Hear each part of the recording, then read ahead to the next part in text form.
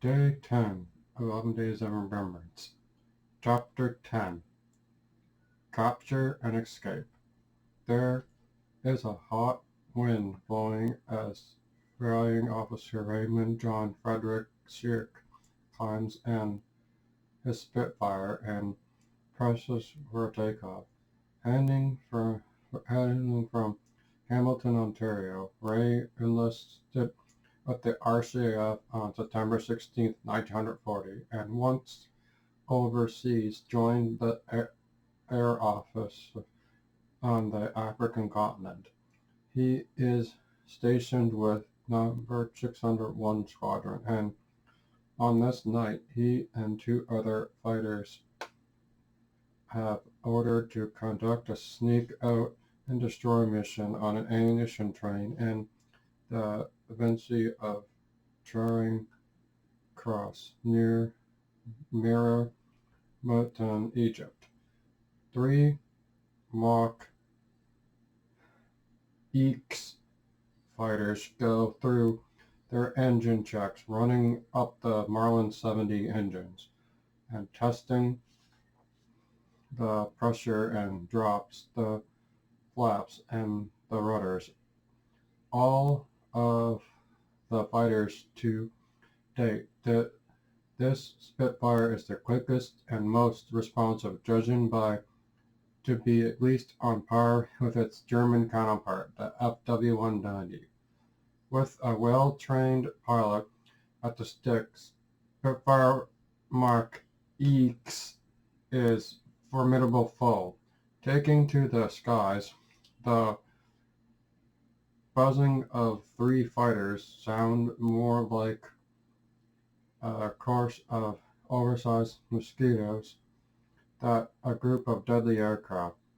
They head for the target in formation. The squadron leader is ahead with one of the Spitfires, although each pilot is keenly aware of the airspace around him. Flying relatively close to the ground to avoid radar detection, the men comb the railroad tracks looking for their target, keeping an eye on steady declining gas gauges. The three are forced to turn back before sighting the ammunition train. Out of the blue, two Junkers 52 dive in towards the Spitfires from above, guns blazing. The three planes split off, outflank, shoot down one of the Junkers while the flanks and run, heading for home. Ray switches his fuel supply from the long-range petrol tank to the main one. Suddenly there is an airlock and the engine sputters, flying only 200 feet above the ground. Ray doesn't have enough time to recover the engine and is forced to land on enemy soil. Keeping his nose up, he guides as best he can and uses the rudders to control the landing. The Spitfire comes to a stop, but only suddenly then it's to the fuel line. Ray realizes his only way home will be a gust on another aircraft on his own 2 feet. He is over 60 kilometers from Allied lines. After reporting his location and situation to his flight leader on the wireless, Ray is ordered to leave the Spitfire and make his way to Allied lines on foot. Stripping off his except ear, Ray manages to take off two Spitfire flyers overhead, but don't see him. He walks through the night, stopping a selected spot just before sunrise to eat, drink, and sleep until darkness falls again. When evening approaches, Roy leaves his refuge and starts up again. As he draws close to the Allied lines, he is caught unawares by an Italian patrol and captured. He is shot at gunpoint. Every Everything except his clothing is confiscated. He is then taken by jeep to a nearby camp, escorted to officer in charge. Ray remains calm and stares blankly at the Italian officer. The officer smokes a cigarette and stares blankly back. He is holding Ray's pistol belongings and he decides to return the prisoner pack of cigarettes before the interrogation begins. Ray smiles, knowing that compass is still hidden in the cigarette package, then gives the officer his name, rank, service number, nor nothing more. The two men smoke and laugh, and the next day Ray is moved out by field ambulance to the Italian Army headquarters. Ray has walked over 64 kilometers in 24 hours and is exhausted by the time he reaches enemy headquarters. Despite his exhaustion, he watches closely for any means of escape. He is certain that if he escapes, he could find out his way back to Allied lines with use of his compass. All he needs is the right opportunity to make his getaway. Ray quickly discovers that an intelligence officer at Italian headquarters speaks fluent English and is not as easygoing as the previous interrogator. This one doesn't laugh and smoke, and he won't put up with Ray's refusal to disclose any further information. He barks questions at Ray, grows impatient when they are not answered. The officer tries a number of approaches, asking the same questions in different ways in order to trick the answer out of the prisoner. Alert to the tactics, Ray still manages to stand his ground. Unhappy with the results of the meeting, the officer orders that Ray be issued a German flying suit instead of an English one and sends him to sleep on the sand with the guards. That night, Ray slips away while the guards slumber. He managed to cover about 90 meters before the guards discover he's missing.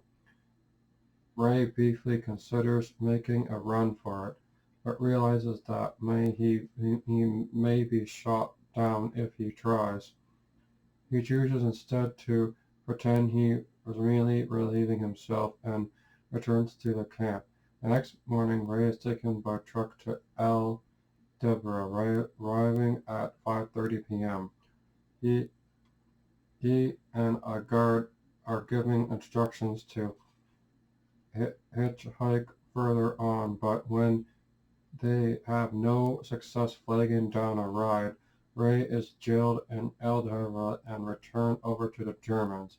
He is then brought to a tent for more interrogation. At first, Ray is relieved when he sees a Red Cross officer enter the interrogation room.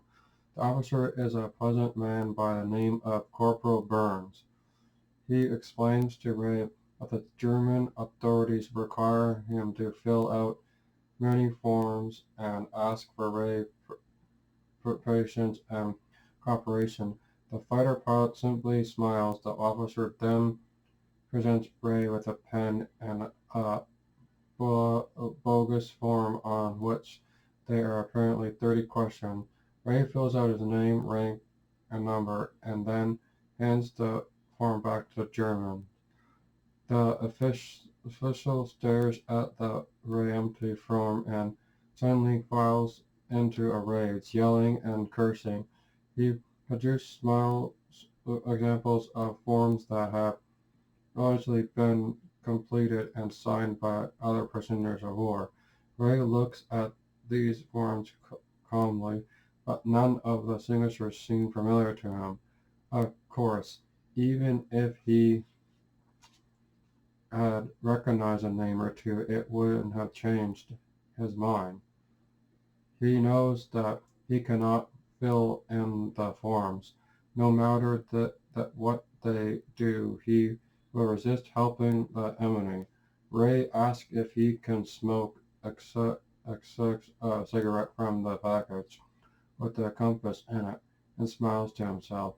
Annoyed at Ray's refusal to cooperate, the German interrogator orders him stripped and searched, but again the compass in his packets of cigarettes is overlooked. When the strip search is complete, Ray is escorted to another tent where all of his clothes are taken. He spends a cold and lonely few days in the tent, naked and waiting.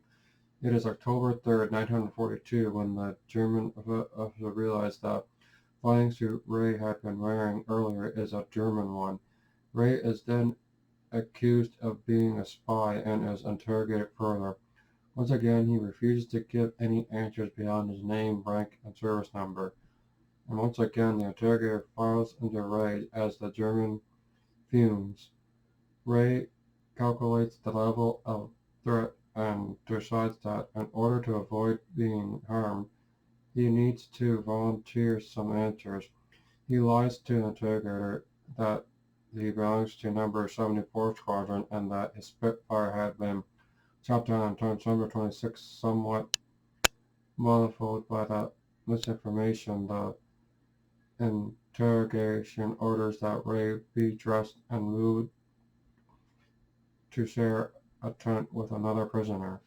The other prisoner in Ray's new tent is a South African who claims to be a lieutenant and air observer from a Halifax bomber.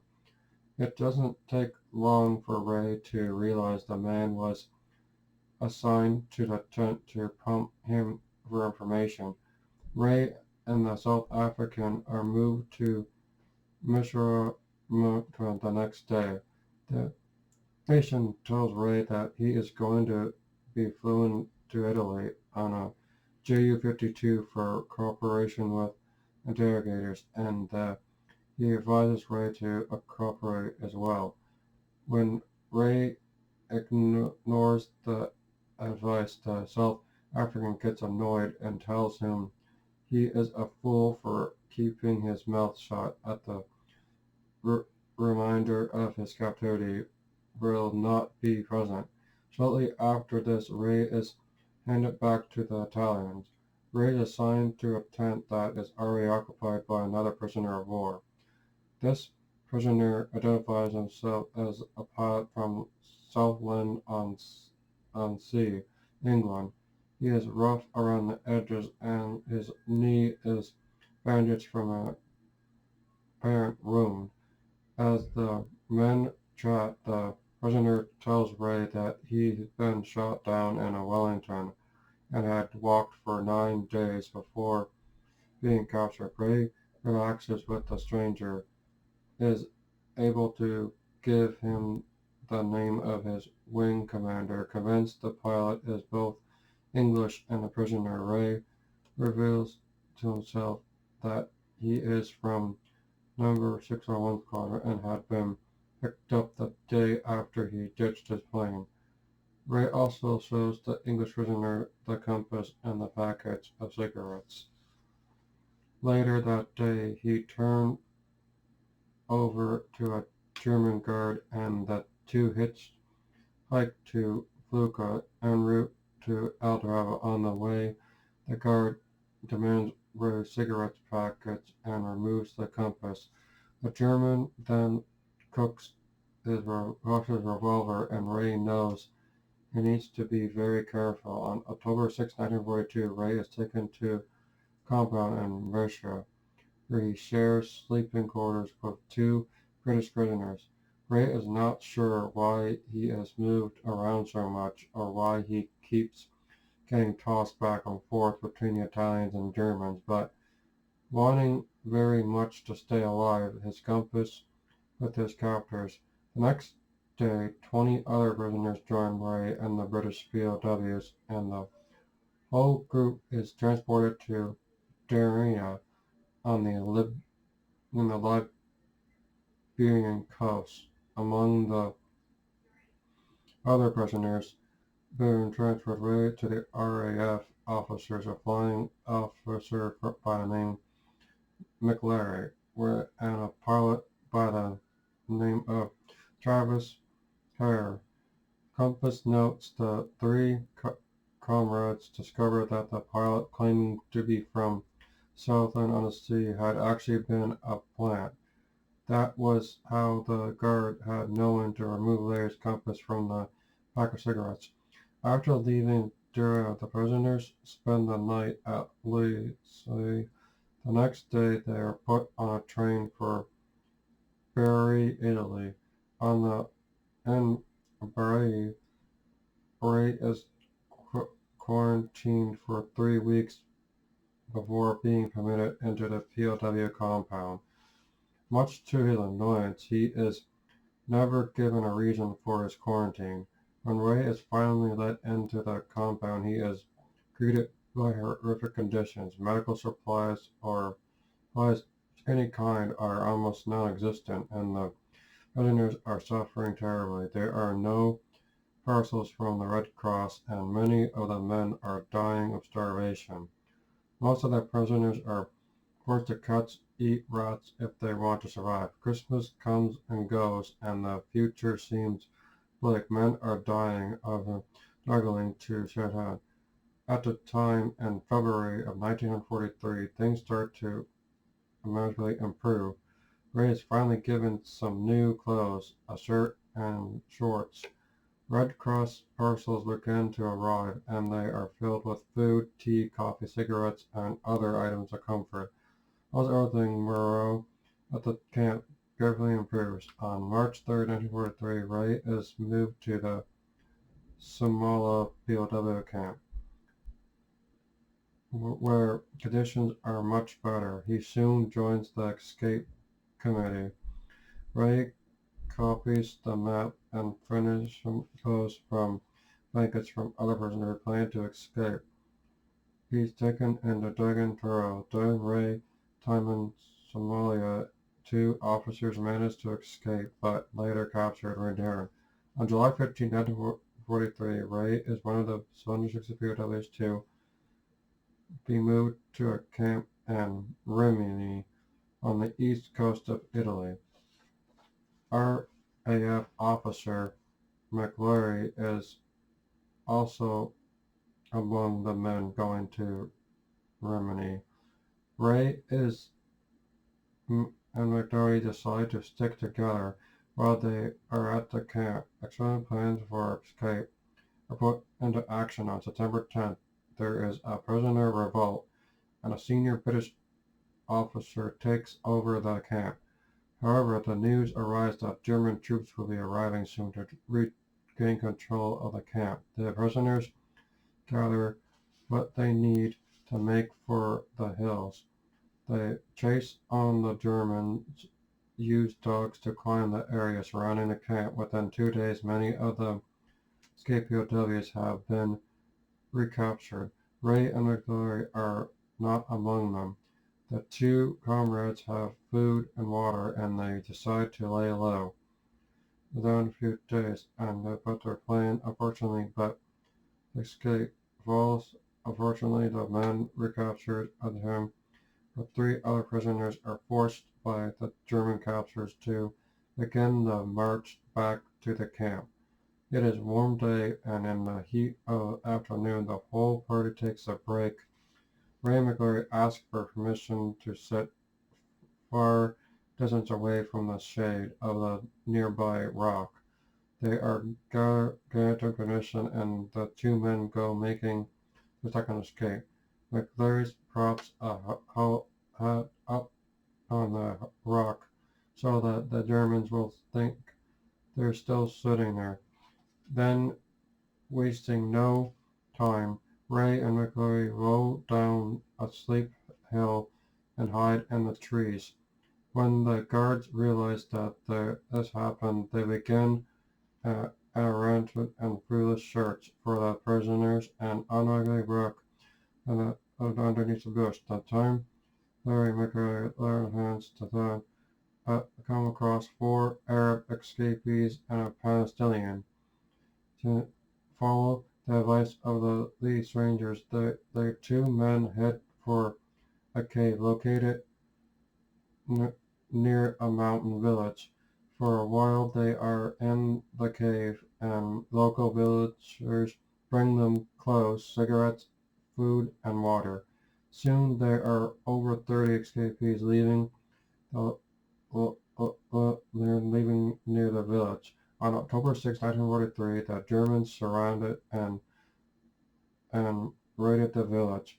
Ray and four other fugitives evade capture, and Shepherd guides them up a mountain track. As they're traveling, they met another group of escapees at Kermit, who are waiting to be guided through the days. On October 17th, upon the rumors that the Germans are advancing, they make a dash for the nearby woods. As the men escape, just before the Germans surround Cambridge and gun the whole area down. The Germans then start to comb the woods, shooting almost everything they find. The remaining uh, fugitives split up into groups, four to make better time and to evade capture by the Germans. 6 days later, Ray and McLary arrive at Campbell, more than 200 kilometers south of Rimini. As the crow flies on the October 25th, they are guided to safety through the lines to Lucena. On November 13, 1943, Ray is returned to London, ready to continue with his duties. By the end of World War II, Flying Officer Raymond Frederick Cirque was referred to as Hunduis, a reference to Hindui, which means that he had succeeded in escaping the enemy after crash landing on two separate occasions. That's the end of chapter 10.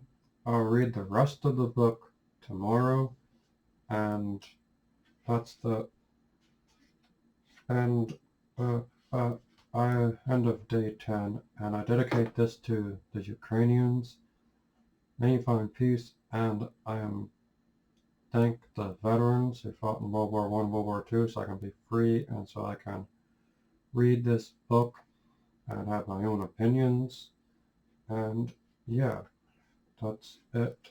And I will read the rest of the book tomorrow. I got this much left right there. See?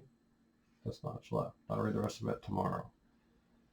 And tomorrow will be the last of the 11 days of remembrance. I dedicate this to Ukraine. May you find peace. You are comrades to a place called Canada.